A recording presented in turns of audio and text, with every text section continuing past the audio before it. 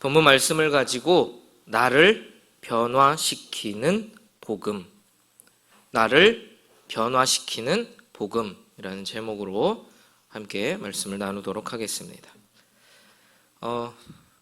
건축공사에 있어서 가장 중요한 게 뭘까요? 감사합니다. 건축공사에 있어서 가장 중요한 건 그 터와 기초를 잘 닦는 것입니다. 꼼꼼하게 그 기초와 터를 잘 다져야 하는 거죠. 이 집안이 안전한가, 여기에 건축을 세워도 무리가 없는가, 하나부터 열까지 아주 꼼꼼하고 세밀하게 들춰보고 해야 건축이 잘 서 있는 것이죠. 그래야 그 결과를 얻은 다음에야 그 건축물이 무너지지 않는 것이죠. 목사님께서요, 우리 교회를 처음 지으실 때 그런 이야기를 많이 해 주셨어요. 바닥 공사를 아주 튼튼하게 했기 때문에 이 바닥이 부실해서 우리 교회는 무너질 일은 없다. 네. 왜 그럴까요? 기초를 튼튼하게 했기 때문에 그런 것이죠.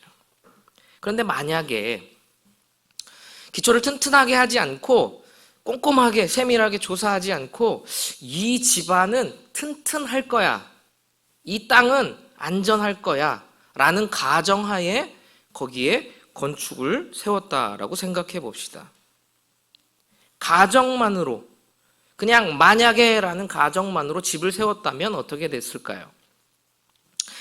결과는 뻔한 것이죠.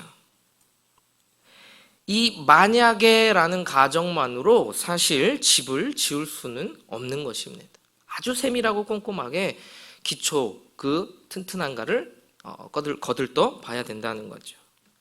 사실 우리의 신앙도 마찬가지입니다. 하나님이 계신다 치고, 내가 복음을 다 안다 치고 신앙생활을 할 수는 없는 것입니다. 그냥 그렇게 가정하에 신앙을 세워갈 수 없다라는 것입니다. 확실하게 이 신앙의 기초, 복음이 무엇인지, 나는 복음 안에 살고 있는지, 복음이 나를 변화시키시는지, 변화시키게 하는지, 그것을 꼼꼼하게 세밀하게 체크하고 점검해 봐야 한다라는 것이죠. 오늘 선포되는 말씀을 통하여서 그 기초를 점검하는 시간이 되어질 수 있기를 소망합니다. 복음, 그럼 복음이라는 무엇일까요? 복음, 말 그대로 복자의 소리 음자, 복된 소식, 기쁜 소리라고 이야기할 수 있습니다.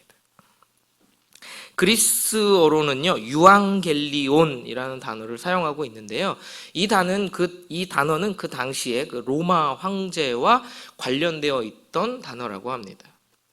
그러니까 로마 황제의 생일이나 즉위식, 이런 출생, 그리고 정치적인 군사적인 승전보, 이런 것을 전할 때 모든 좋은 소식, 그래서 유앙겔리온이라고 표현했다고 합니다.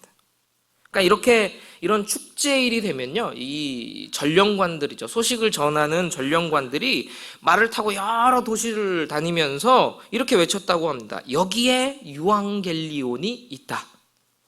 한마디로 그 승전보의 소식, 황제가 즉위한 소식, 생일, 축하, 이런 것이 다 좋고 기쁜 소식, 복된 소식이다, 이렇게 전했다라는 거죠. 그러니까 왜냐하면 그렇게 축제일이 되면, 그런 일들이 있으면 일반 죄수들을 사면하는 그런 일들도 있었다고 합니다.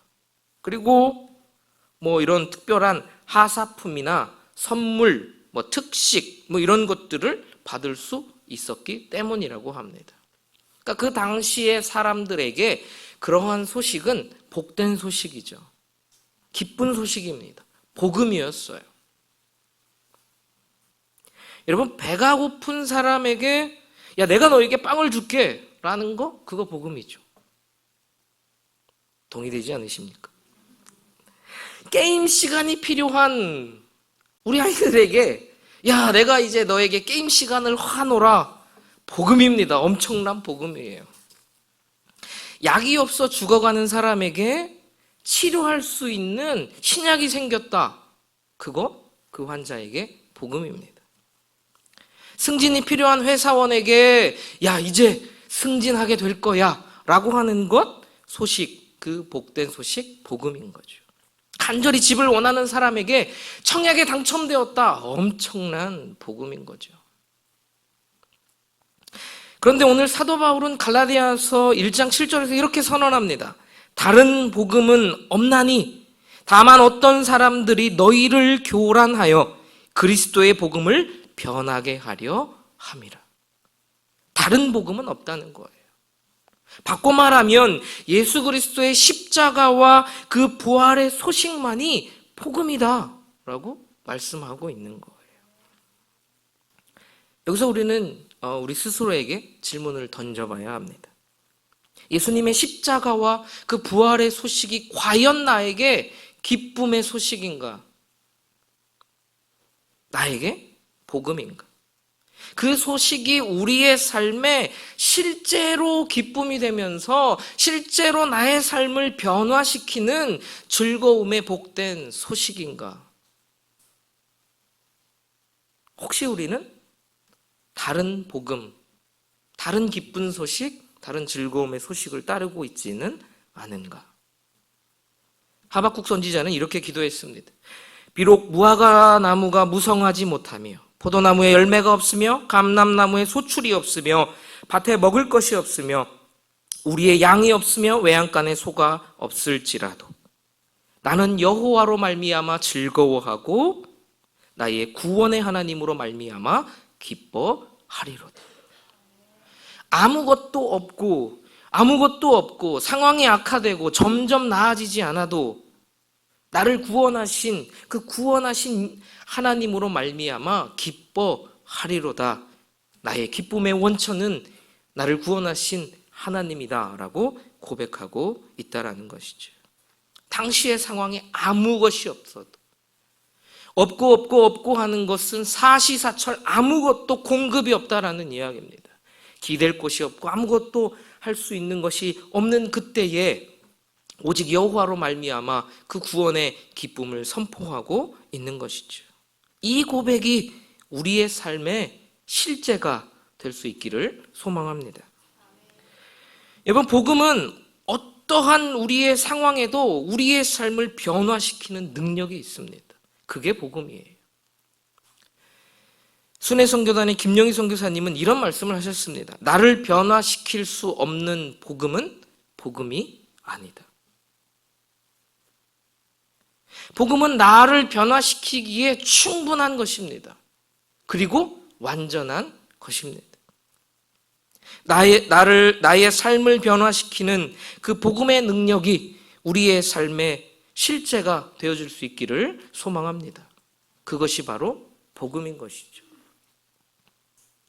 그러면 나를 변화시키는 복음이란 무엇인가? 오늘 갈라디아서 2장 20절에서 사도 바울은 자신의 실존적인 고백을 하고 있습니다. 앞절에 보니까 내가 그리스도와 함께 십자가에 못 박혔나니 라고 고백하고 있습니다. 사실 원문상에 보면 이 문장은 19절에 함께 있습니다. 내가 그리스도와 함께 십자가에 못 박혔다. 여기서 함께 십자가에 못 박혔다라는 그 그리스어의 원문을 보면 시제가 완료형으로 되어져 있습니다. 이미 끝난 사건이라는 거죠. 사도 바울은 그 과거에 일어난 예수 그리스도의 십자가에 자기 자신도 함께 죽었음을 나타내기 위해서 완료형으로 이야기하고 있습니다. 그러니까 자신의 자아가 이미 완료된 상태, 끝난 것을 의미하고 있는 것입니다. 그러니까 예수님의 그 십자가는 예수님 혼자 죽은 십자가가 아니라 그 예수님이 죽으신 그 십자가에 나도 함께 죽었다라는 것을 선언하고 있는 것입니다.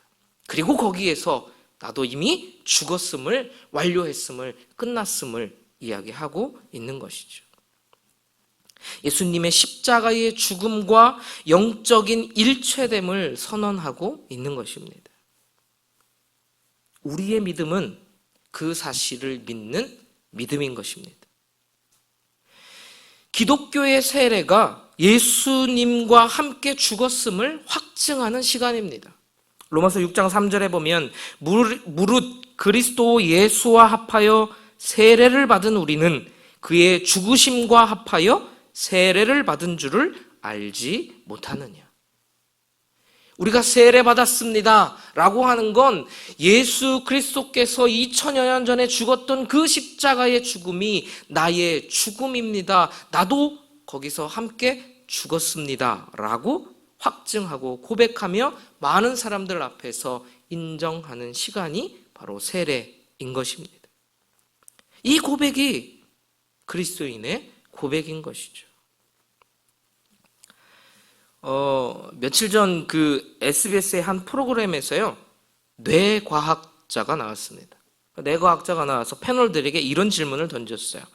왜 사람은 가까운 사람들에게 더 많은 화를 낼까요? 왜 그럴까요? 더 많은 사람들 중에 가까운 사람에게 더 많은 화를 내고 살아가고 계시지 않습니까? 그렇죠.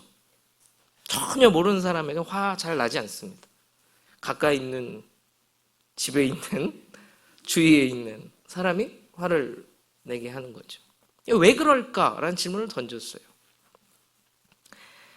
그런데 그 이유를 그 뇌과학자가 아주 명쾌하게 설명을 했습니다. 인간의 뇌에는 나를 인지하는 영역이 있다고 합니다. 나는 이래. 그러니까 나를 인지하는 영역이 있는데 그 나를 인지하는 영역 또 주변에는 타인을 인지하는 영역이 있다고 합니다. 그래서 나는 이렇고 타인은 이런데 되게 신기한 것은 놀랍게도 가까운 사람 있죠. 관계가 가까울수록 엄마, 아빠, 친구 관계가 가까울수록 나를 인지하는 영역에서 그 가까운 사람을 인지하게 된다고 이야기합니다. 그 이야기인즉슨 엄마나 아빠, 나랑 가장 가까운 사람을 나와 동일시하게 생각한다라는 거예요, 뇌가. 그래서 내 마음대로, 난데, 엄마란 난데, 아빠란 나인데, 내 뜻대로, 내 마음대로, 내 생각대로, 내 의도대로 되지 않으니까 화가 나는 것이다 라고 이렇게 설명했습니다. 한마디로 내가 통제할 수 없는 그 상황에 화가 치밀어 오른다는 거죠. 여러분, 인간은 스스로 자신이 모든 것을 통제할 수 있다고 믿는 존재입니다. 그리고 자신의 통제 아래 두고 싶어 합니다.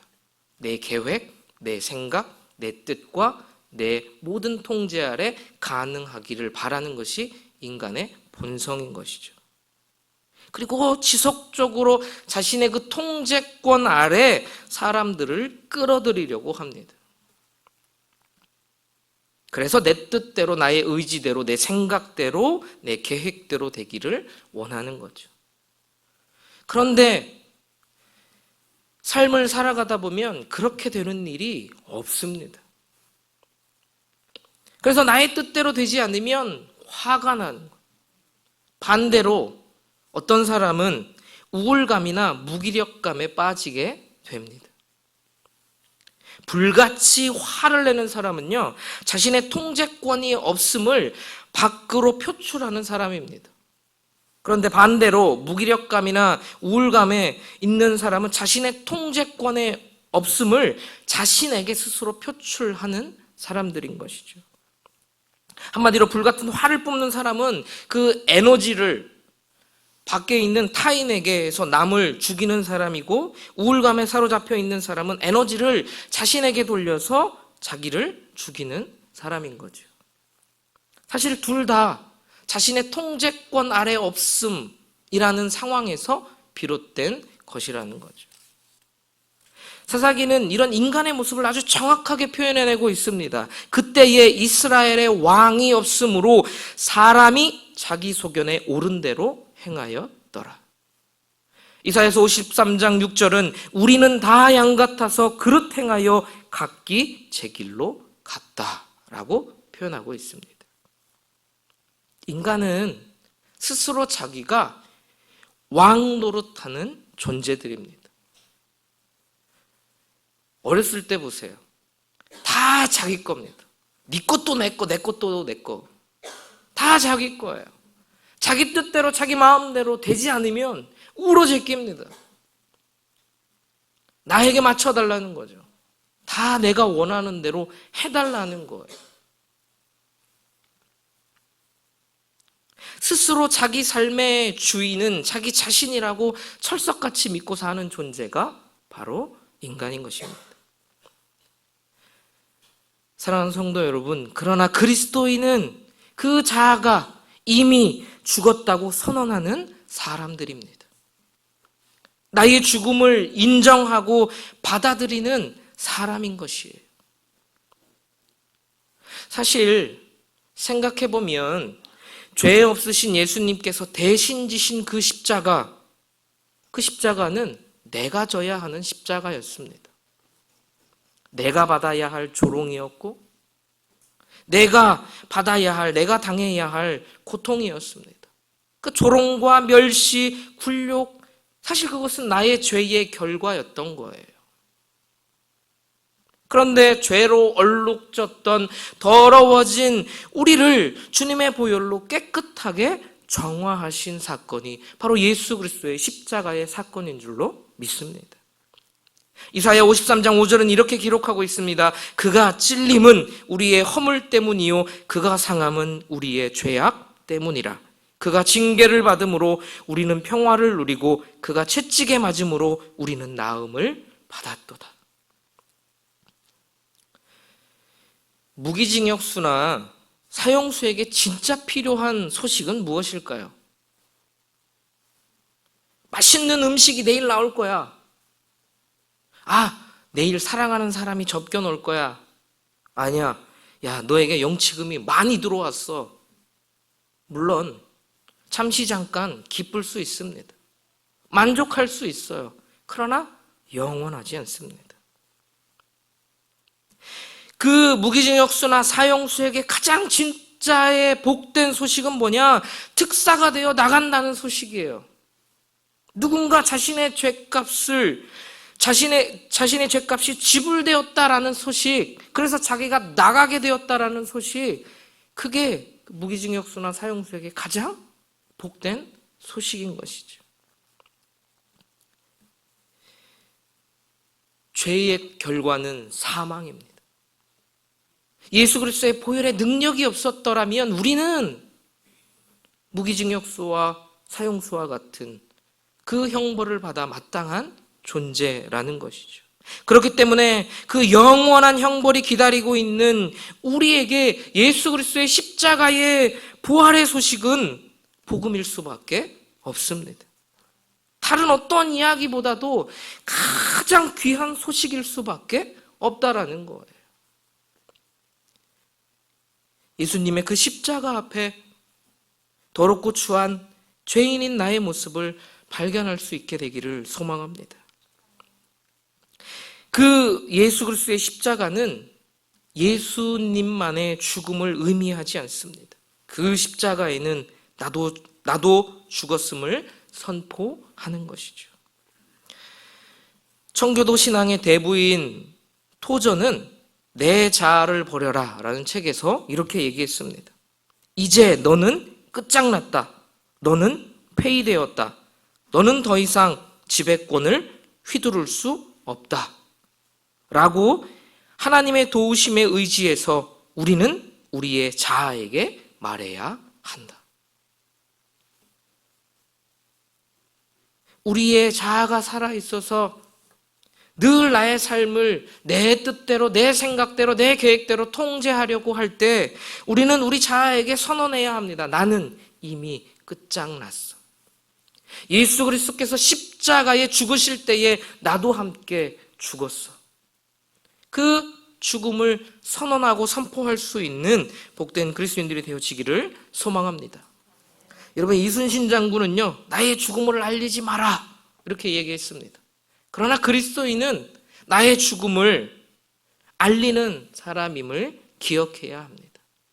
내가 죽고 내 안에 내가 날마다 이미 십자가에 죽은 자임을 선포하는 그리스도인들이 되어지기를 소망합니다. 그렇다고 하면 늘 날마다 나는 죽었습니다. 나는 죽은 사람입니다. 라고 선포하면 끝일까요? 그렇지 않습니다. 오늘 사도 바울은 나의 죽음을 인정하고 받아들이는 것, 그것은 복음의 시작이라고 이야기합니다. 거기에서 끝이 아니라 내가 죽었음을 선언하고 선포하는 것은 시작입니다. 바로 그리스도인의 시작이 거기에서 시작하는 것이죠.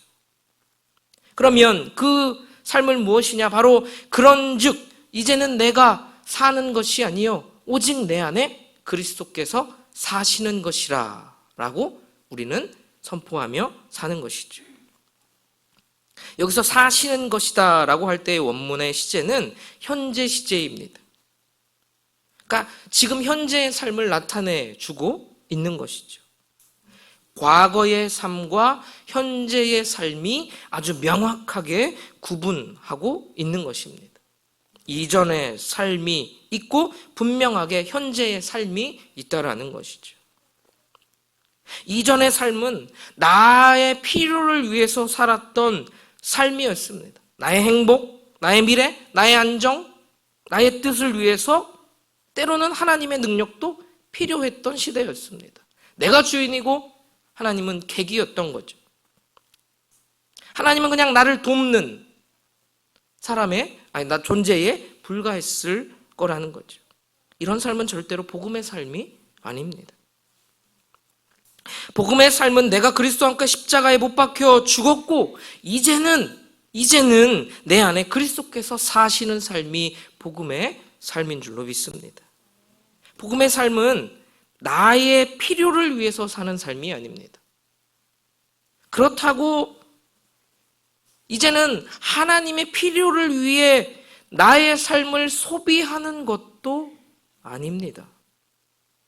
복음의 삶은 하나님의 필요가 나의 필요가 되는 새로운 자아의 삶입니다.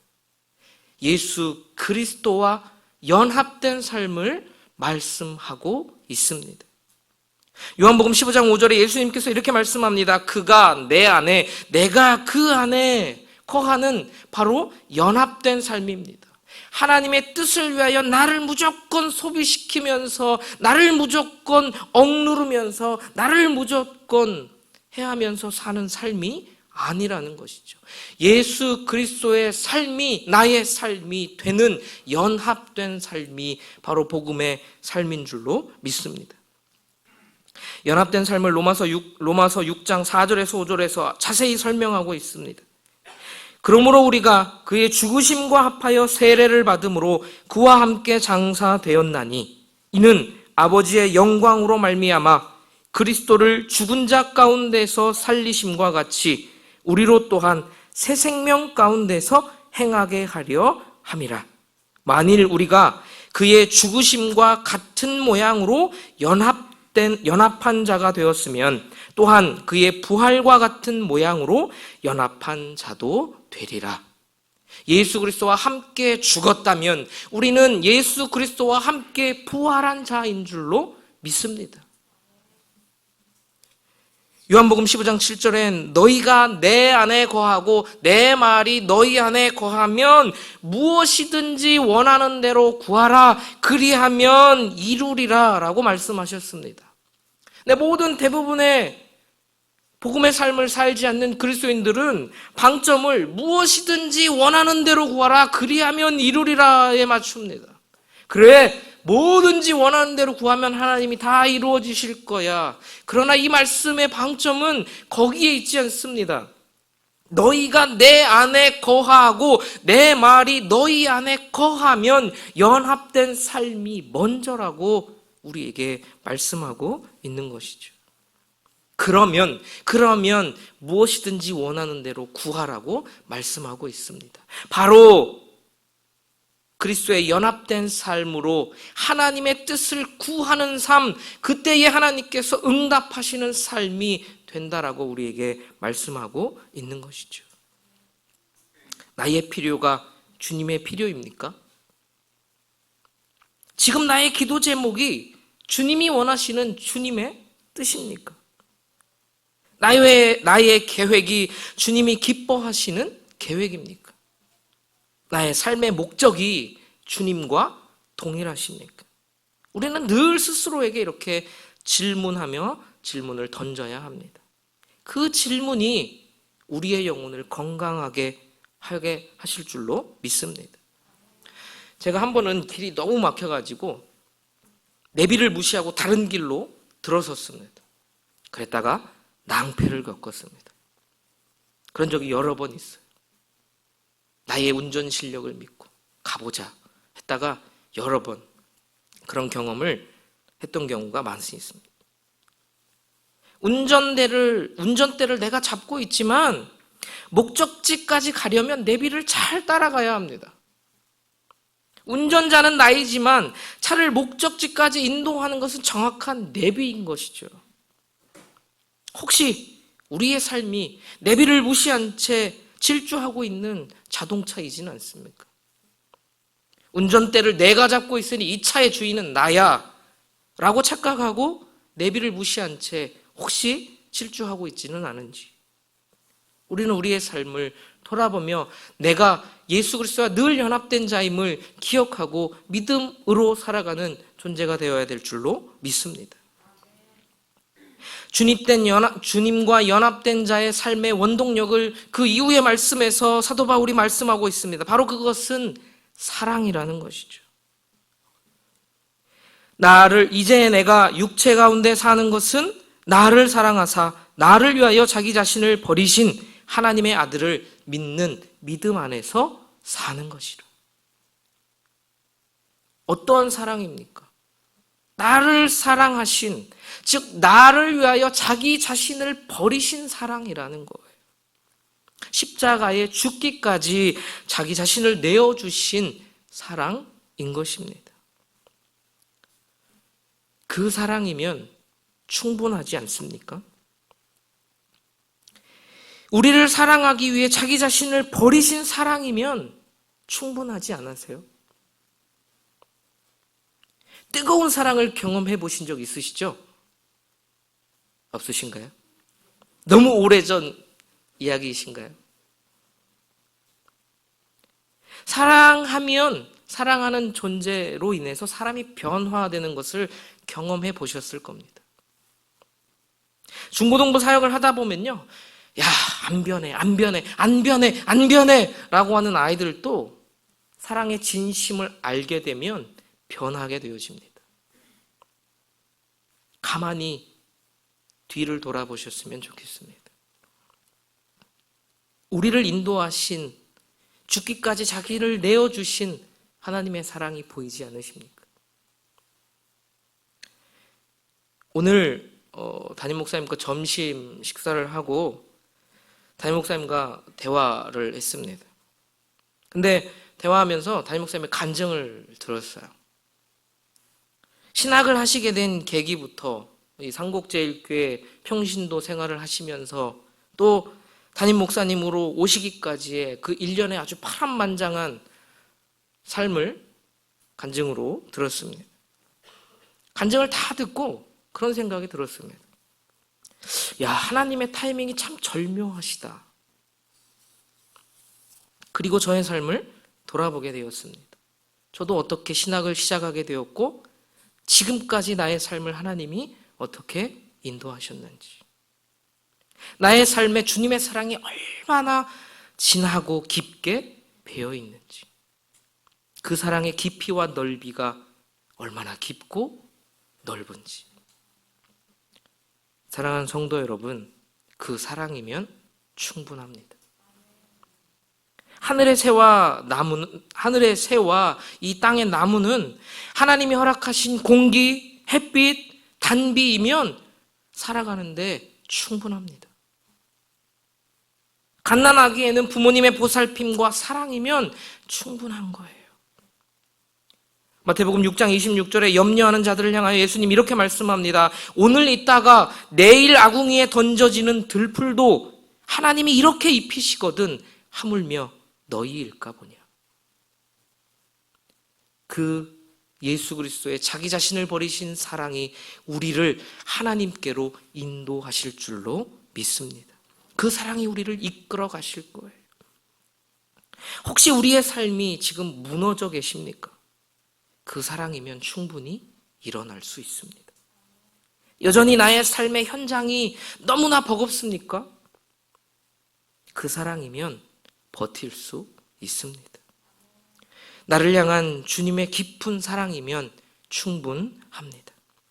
그 예수님이 오늘 우리에게 초청하고 계십니다. 아버지께서 나를 사랑한 것 같이 나도 너희를 사랑하였으니 나의 사랑 안에 거하라. 예수님은 목숨 걸고 하나님의 사랑을 십자가에서 확증하셨습니다. 우리도 목숨 걸고 그 사랑 안에 거하길 소망하며 이 세상 가운데서 믿음을 지켜내는, 복음이 나를 변화시키는 삶으로 살아내는 복된 그리스도인의 삶이 되기를 주님의 이름으로 축복합니다.